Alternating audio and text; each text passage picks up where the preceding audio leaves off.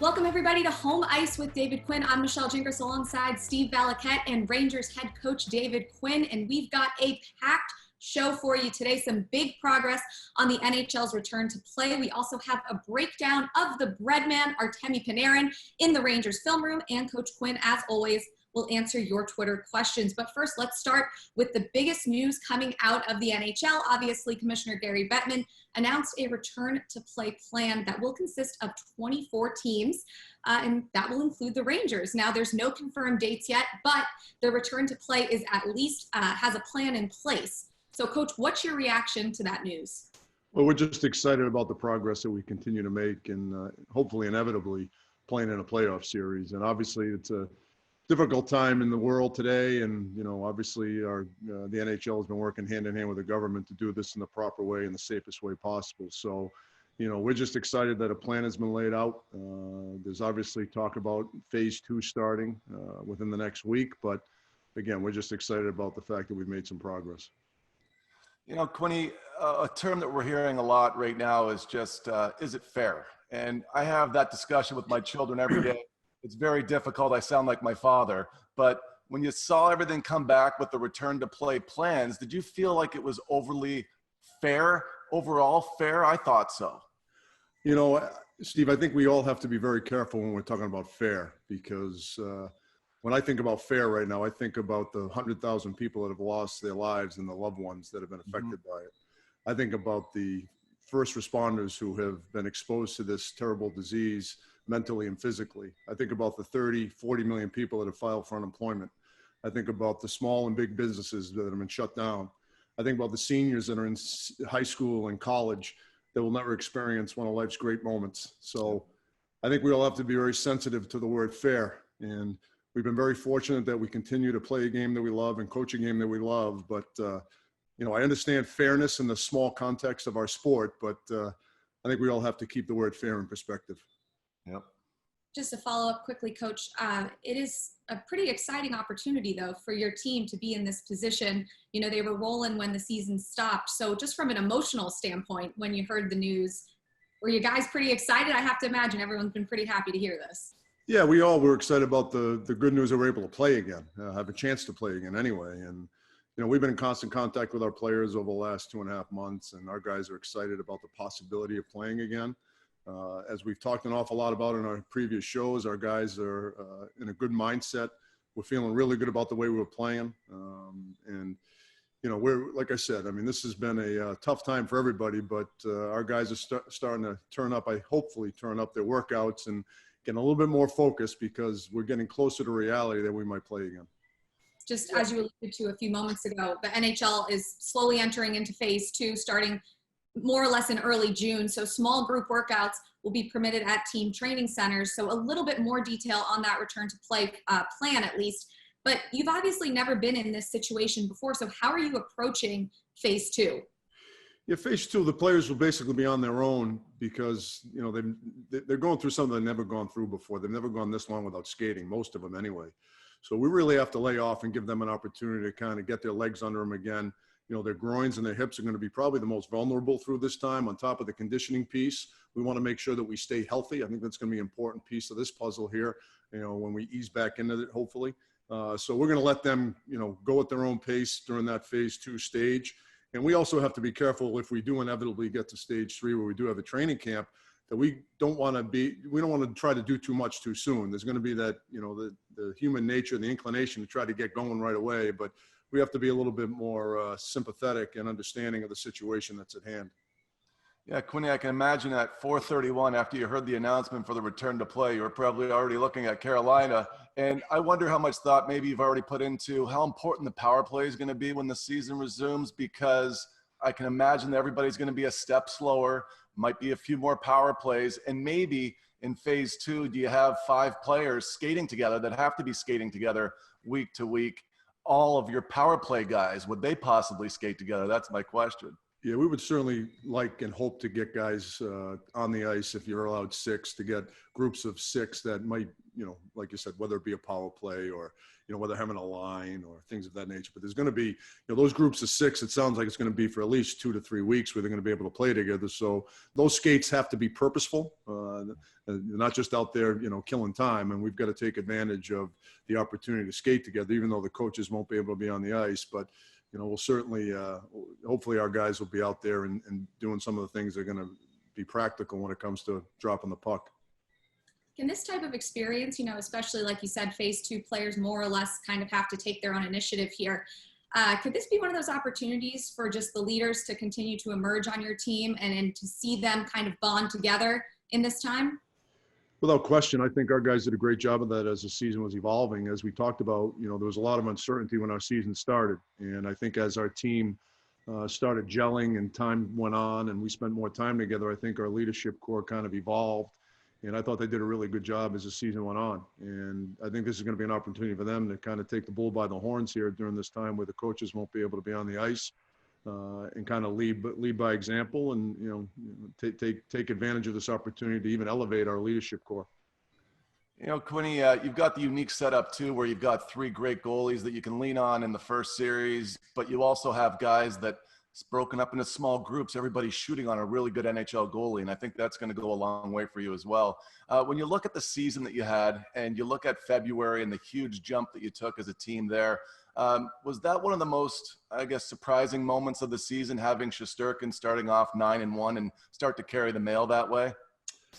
I don't want to take anything away from Igor, but I thought as a team we were going in the right direction. I thought we felt that we were going to make that next jump as a team after the break. And he certainly came up here and played very, very well, as we've talked an awful lot about. But, we were really feeling good about the direction we were going. And we felt very good about our goaltending. But as we've talked about, Igor kind of forced our hand in a lot of ways with the way he played down in Hartford.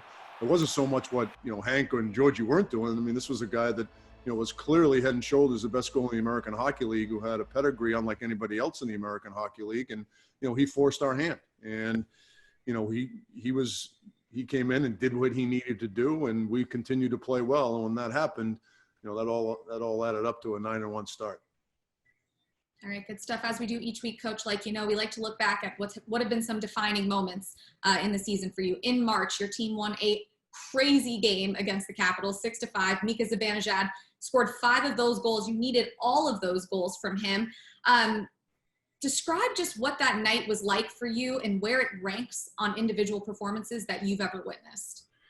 It was kind of like a heavyweight fight because, they went up, we went up. It was really a back and forth battle. And, we had beaten them the last time we played them in our building. It was a pivotal game against them. And that game was huge. When you're in March and you're fighting for the playoff spot that we were fighting for, and every point is life and death, and you got Washington coming in, it's a huge game. It's a playoff type game. And, the electricity in the building when Washington comes in here with Ovechkin and that crew, the excitement's a little bit higher in Madison Square Garden, and just the way that game unfolded and, the performance that Mika put on really was a special, special night. And, it'll be a night that we all will remember, but we all have to keep it in perspective. They didn't give us 4 points for that one. They only gave us 2. So we've got to keep that in check. But it really was a huge win and an emotional win. And you could see, I think I always talk about the celebrations. I know that might sound a little bit corny, but just watch the way that we celebrate. It's pretty, I think it'll give you a little bit of insight to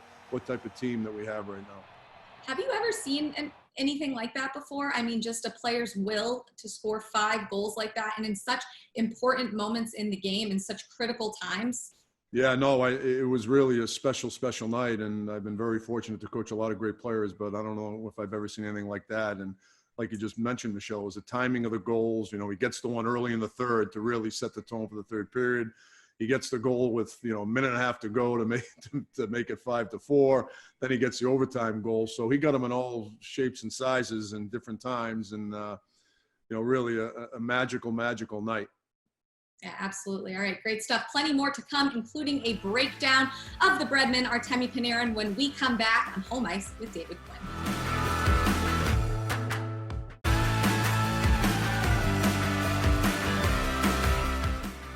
Welcome back to Home Ice with David Quinn. I'm Michelle Gingras, and now it's time for a special edition of the Rangers Film Room as Coach Quinn focuses on a truly unique talent, the magic and artistry of Artemi Panarin on full display in this breakdown of the Breadman as we go into the Rangers Film Room orchestrated by Lenovo and CDW, people who get it. As you can imagine, there wasn't a shortage of clip for Artemi Panarin, but here are some of the things that jumped out at me.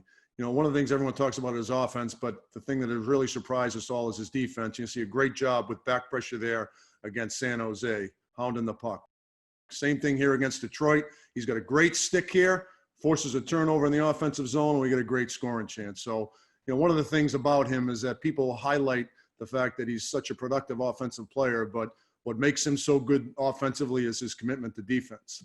His poise, you know, he's in a high danger area here against Vancouver. His poise with the puck is so good. Fends off two guys from Vancouver, and away we go. We get the puck deep in a pivotal point in time.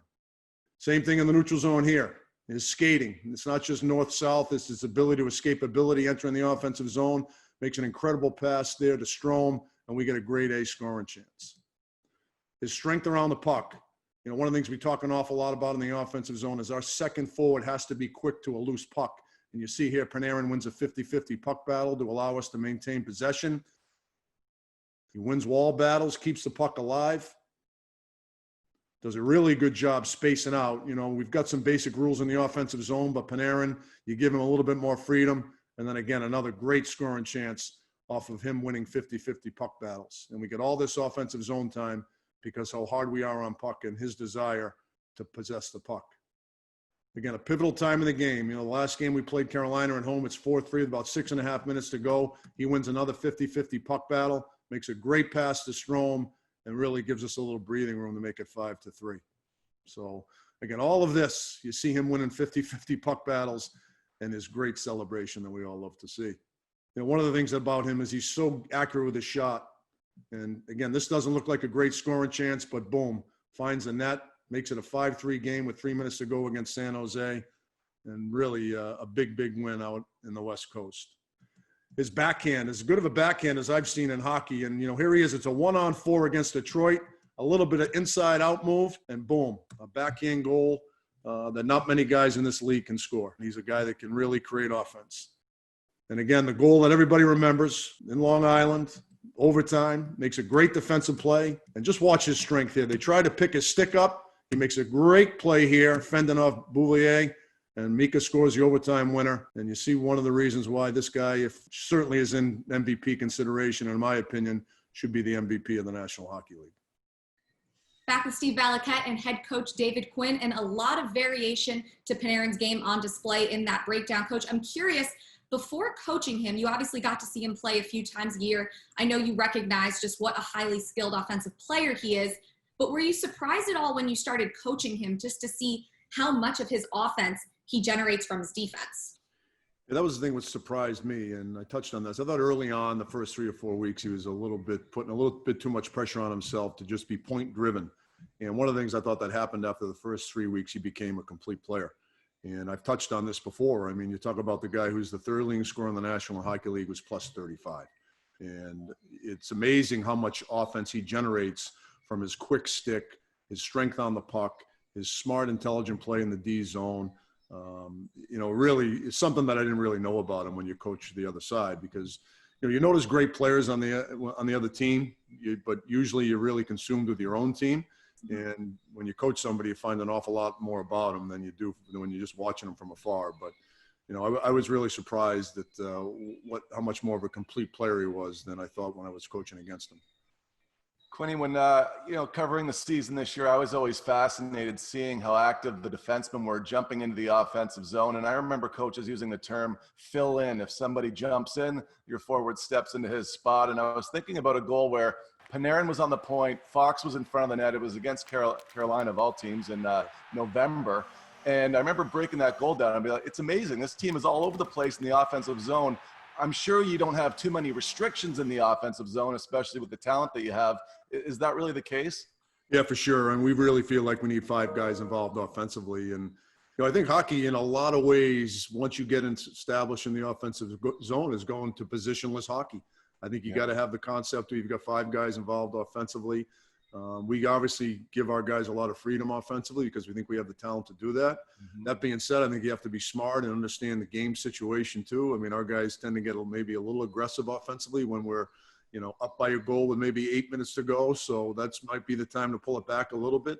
But, I was talking to John Hines right when he took the Nashville job, and we were talking, I kind of wanted to get a scouting report from him because, he's no longer with the Devils. And one of the things he mentioned to me, he said, it's amazing how difficult your team is to defend because of how active your defensemen are. And it really, really poses problems for the other teams. So, that's a big piece of our offense. And I think it's one of the reasons why we're able to be productive offensively.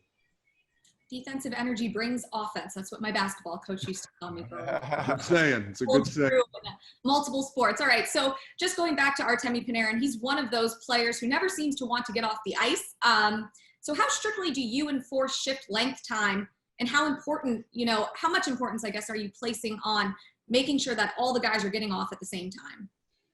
Yeah, I mean, one of the things that has surprised me, and I've said this to our team an awful lot, is how bad changes are in the National Hockey League in general. I mean, it amazes me how poorly we change. And I've obviously coached at lower levels, and they change a lot better in college and in the national program than we do here. But I would say that about every team in the National Hockey League. And I joke with our guys, I don't know whether you guys get together as a players association and say, let's just change bad. Let's just all take long shifts and make inopportune changes. But, with him in particular, one of the things that, and I actually talked to John Tortorella about this. He actually said this to me. He goes, I've never seen a guy who's a better player when he's tired.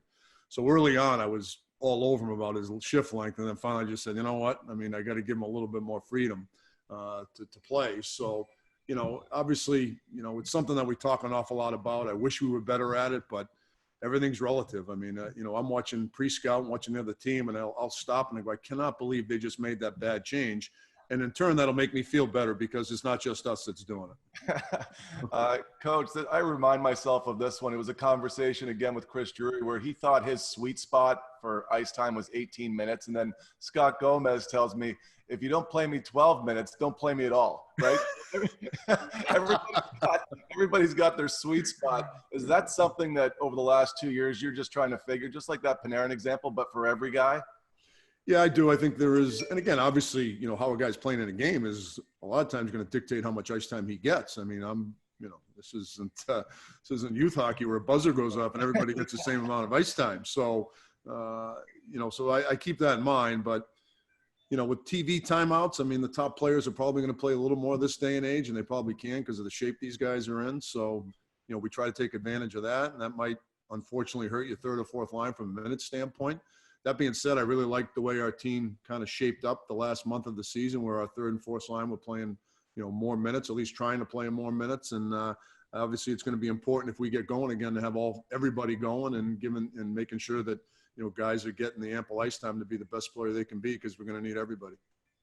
Obviously Valley just shared that example, but are guys as open with you about where they feel comfortable, the amount of minutes that they feel comfortable playing?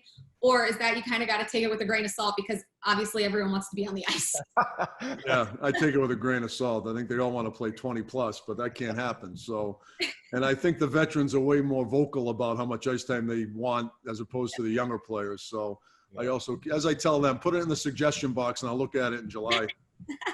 Michelle, one thing I'll share with you, Michelle, is nobody complains at any level of hockey like NHLers, okay? I played at every level. I can tell you, the East Coast League, we're very quiet. The American League, we're very quiet, trying to get up to the NHL. All of a sudden, everybody's got an attitude when you're in the NHL. So I can absolutely. You got that right. You got that. John Cooper's got the 3 E's. When you first get to the league, you're excited. Yeah. Then, you're in, you get comfortable. Then you have expectations. And then the killer is entitlement. So you got to stay from that third one. That third E is entitlement. You got to make sure nobody becomes entitled. I can tell, honestly, I experienced all of those. Yeah. Where are you now, Valley? Do you have another? Well, excitement. I sense excitement from Valley. When you like this one, Rammer used to call me HMBG, high maintenance backup goalie. Yeah, he should talk. High maintenance trainer. Yeah, right. He should talk. Oh yeah, that's the thing. I miss all of those guys. So it'll be great to see everybody soon. Yeah.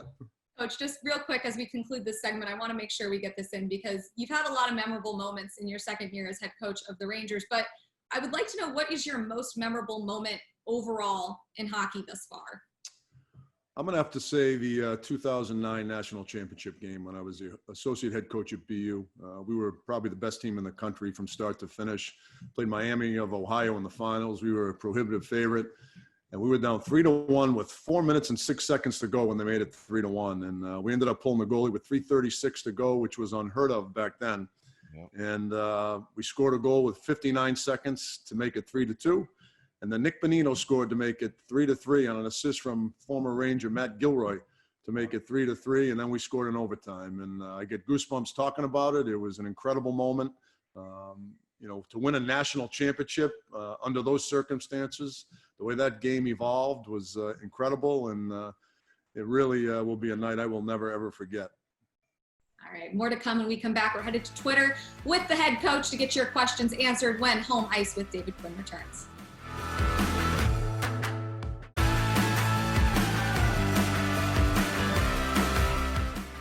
Welcome back to Home Ice with David Quinn. And like we do each week, it's time to head to Twitter to get some of your questions answered. So let's start with @HockeyMusings. Wants to know, how big of a factor is it if you don't have Brendan Lemieux due to suspension, and what makes him so important in the lineup? Yeah, well, obviously Brendan's a good player, and he's done an awful good job for us this year. But we kind of like our depth, and we've had sustained some injuries this year that we've overcome. We missed Mika for a long period of time, and we're able to manage without him. And we actually missed Brendan earlier in the year. We're able to manage without him. So at this time of year, and I know we've had this big layoff, but teams have injuries, and in order to be successful in this league, you got to have depth, and we like our organizational depth. Yeah, I can imagine you'd love to see him score like his dad did in the playoffs. When you get him back, that'd be a great added bonus. I've got a question here from @MG Weissman. What criteria will you use to determine who will be your starting goalie in Game 1 versus Carolina? Yeah, we're going to pay an awful lot of attention to what happens in training camp. Obviously, what happened during the season certainly comes into play as well, but this is uncharted waters that we're in. So, a lot's going to go into that decision. We feel very comfortable with all three of our goalies, as I've stated many, many times, and we're very fortunate to have three high-caliber NHL goalies. So, but certainly what goes on in training camp is going to go a long way to decide who's going to start in Game 1. Yeah, imagine, are there things that you're thinking about maybe on how you're going to evaluate everybody during training camp? You know everybody so well, but I'm sure is there going to be a stopwatch on guys to see what everybody's skating like? Yeah, conditioning is certainly going to be the early part of the evaluation process at camp. And, one of the things we talked about already is we want to scrimmage a lot. I mean, right. Drills are good, but you got to play hockey, and the best way to get better at it is to play it. So, I think I think we're going to be allowed over, I don't know the exact number yet. The NHL hasn't told us. We'll have black aces. So we'll be able to have legit scrimmages where we might be able to have 3 lines and 4D on each team, which will really give you a chance to scrimmage a lot more. And, that's something that we've talked about already. And we're going to do a lot more scrimmaging in the training camp than we have in the past, because we'll have the numbers to do that. And I really think that'll help our conditioning and get everybody back into game mode. We talked about it earlier in one of the previous segments, but it is a nice, unique situation for you guys to have 3 elite goaltenders, especially when these groups of 6 kind of start rolling out in this phase too, because everyone is really going to see a very good goalie right from the start. And it also helps those guys get reps early on. Yeah, it's going to be a big help to our players to have the type of goaltending we have and to be able to shoot on goalies of that caliber. So, we talk an awful lot about the responsibility of a player when practice starts. You have a responsibility to make yourself the best player you can be, but you also owe it to everybody else on the ice to be the best player they can be. And you got to help everybody out here by giving your all and being dialed in and practice with a game-like mentality. And if you do that, not only will you become a better player, but everybody out here will become a better player. So, that's something that we've got to make sure we keep in mind when we get going again, hopefully. All right, let's wrap this up. @RoryHunt93 wants to know, if you could be on a line with any Rangers player, past or present, who would you choose? Oof. Way to put him on the spot, Michelle. Keep in mind, I have to walk into this locker room again with all these players. So put them in a hat, and I'll make a blind draw to the current Ranger roster. How's that? That's my answer. Okay, you could choose, if you wanted to, you could pick someone from the past as well.